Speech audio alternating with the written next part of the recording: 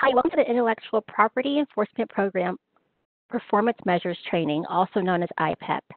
As Katie has already mentioned, my name is Finesse Marino Rivera, and I am the IPEP Research Associate.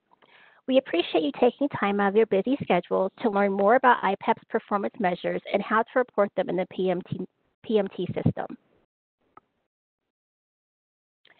Today we will be discussing performance measures reporting review, questionnaire structure, common reporting challenges, and frequently asked questions.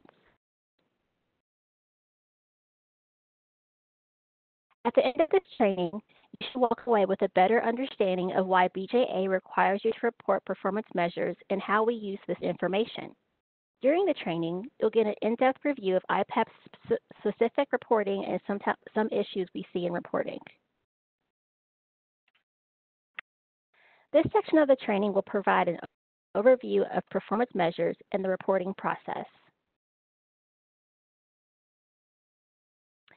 So what exactly is the PMT?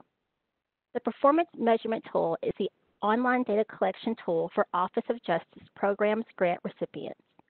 It is structured as an online questionnaire and is available year-round. The PMT contains lots of information and tools to assess you in your reporting. So let's take a look.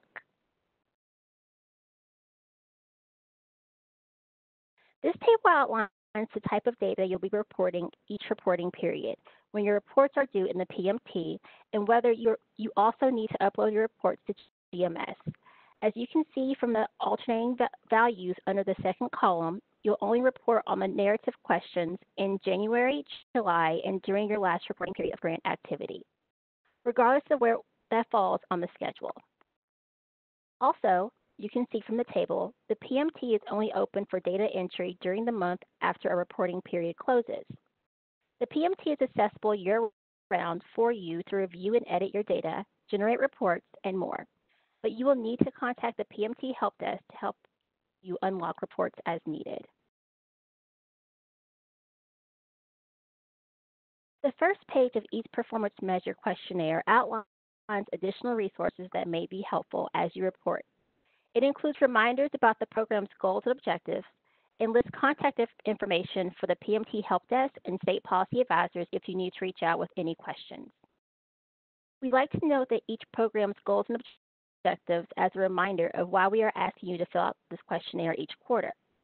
The measures are ultimately there to assess your progress toward the IPEP program's goal, which is to improve the capacity of state, local, tribal, and territorial criminal justice systems to address intellectual property enforcement, including prosecution, prevention, training, and technical assistance. We also have a reporting tip on this slide. These reporting tips may appear throughout the presentation where we think there's an additional information that can help clarify PMT reporting.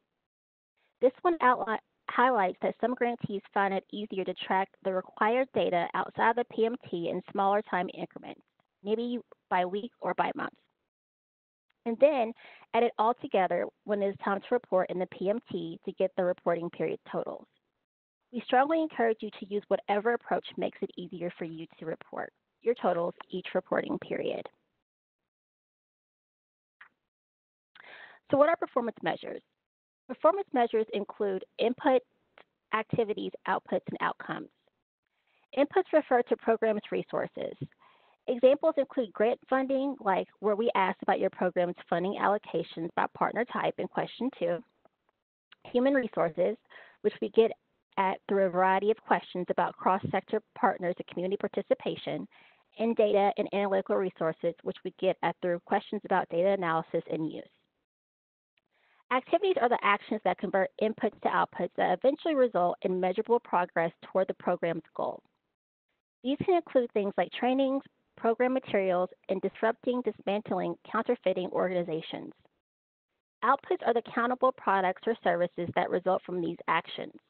Data analysis, for example, may result in the identification of new counterfeiting organizations. Outcomes speak to longer-term program goals. While data analysis is important, as an output of disrupting or dismantling counterfeiting organizations, it is not the end goal. Associated outcomes can be found in the Outcomes section at the end of the Performance Measures questionnaire. This section includes items like reducing crime and increasing public awareness.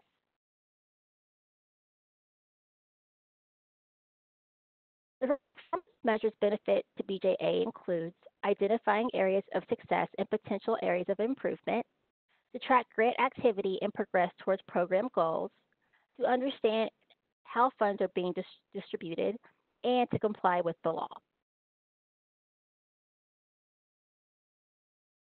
The performance measures benefits to grantees include areas for improvement to focus internal efforts, proactivity requests TTA to address challenges, and generate evidence of progress towards your program.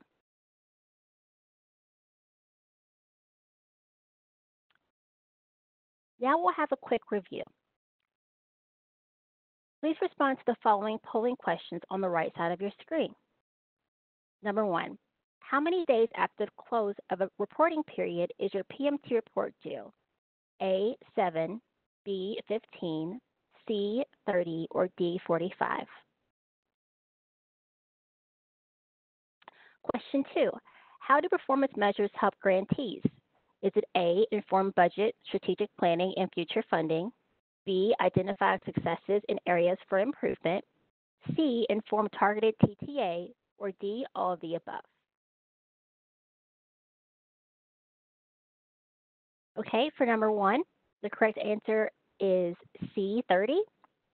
And for question number 2, the correct answer is D, all of the above. Please respond to the following questions in the chat box on the right side of your screen. Number 1, how does your organization use performance measures? And also number 2, do you have any questions about how BJA uses performance measures?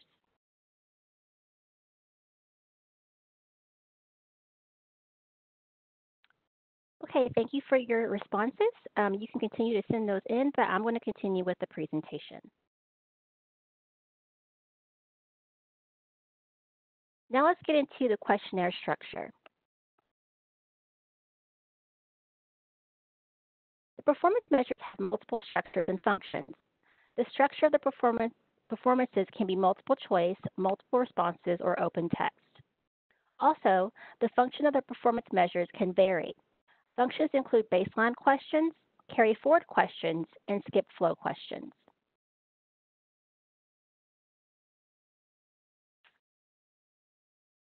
As mentioned in the earlier part of the training, the questions in the PMT are made up of two main categories. The first is the quantitative program performance measures. This is where you enter the numeric data you collected over the course of the reporting period. For example, what were the number of overtime hours paid with BJA IPEP grant during the reporting period? The second section are the qualitative narrative questions. These questions are open-ended and do not require a numeric response. The narrative questions that are answered during the April through June and October through December reporting periods fall into this category. An example of this type of question could be, what type of equipment was purchased with BJA funding during this reporting period? Or, what challenges did you face in completing your program goals during this reporting period? Remember, these questions are meant to capture the full experience you have with conducting activities with BJA funds. So the more information you provide, the better. The quantitative data you report is used to establish baselines, track performance against program goals, and create a nationwide picture of numeric data for BJA. Narrative questions are open-ended and give grantees a chance to express in their own words how their experience has been conducting program activities with BJA funding.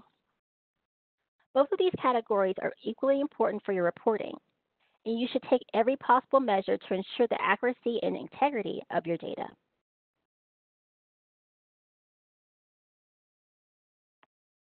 Now let's get into common reporting challenges. All IPEP grantees should report all categories for which you will perform grant activities during the grant reporting period. The program activity question will help to determine which performance measure questions you'll be prompted to answer in the PMT.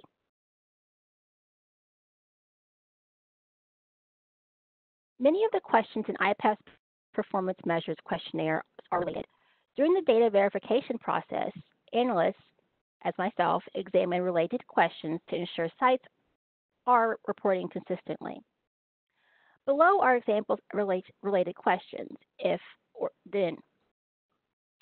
If you report that there were in-person events activities held during the reporting period for question 37A, then you would report a number of individuals attending in-person events activities in question 38A. Similarly, if you report that there were online forums held during the reporting period for question 37B, then you would report the number of individuals attending the online forums for question 38B.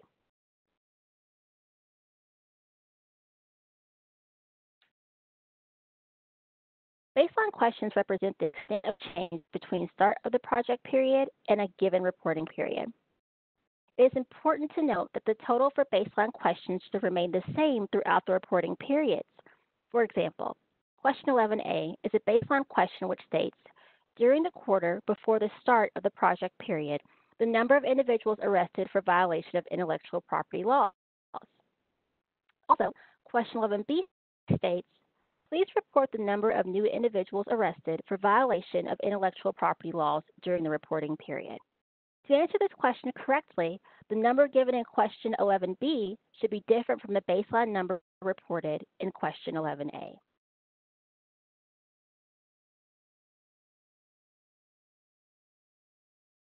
Grantees are required to provide a response to all mandatory measures. However, if a mandatory measure does not apply to the activities funded by your award, we ask that you enter 0 and then provide an explanation in the additional comment section once your report is complete. Upon viewing your complete report, you can select the blue Add Comments box. This will allow you to submit additional comments to explain why you are not able to provide data. A brief description such as, we are still in our planning period, or there was no activity during the reporting period are sufficient responses. This information improves data quality by helping us understand the meaning of zeros reported within the system.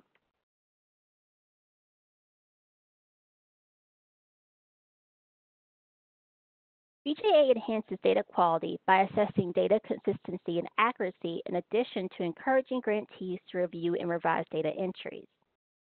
BJA also enhances data quality by site visits conducted by BJA grant managers and assessing data accuracy by identifying the documentation to support PMT data entries.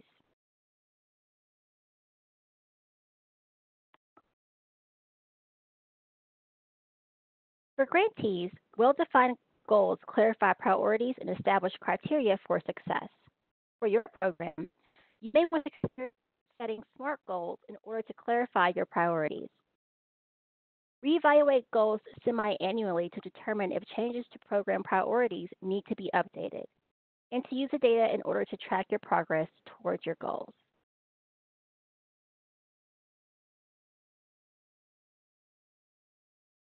When defining your goals, you want to ensure that they are strong. Below are 3 examples of strong goals versus goals that are in need of improvement.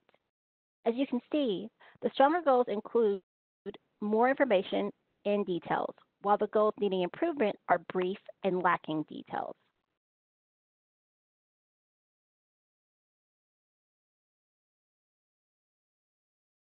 We will now conduct a quick review based on the information just presented.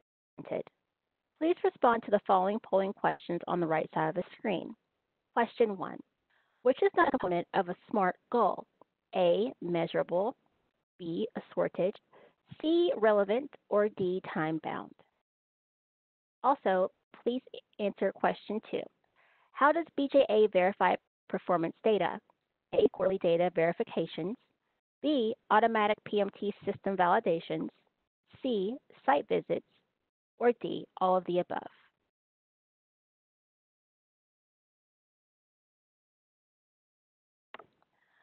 Okay, so for question 1, which is not a component of a SMART goal, the correct answer is B, assorted. Question 2, how does BJA verify performance data? The correct answer is D, all of the above.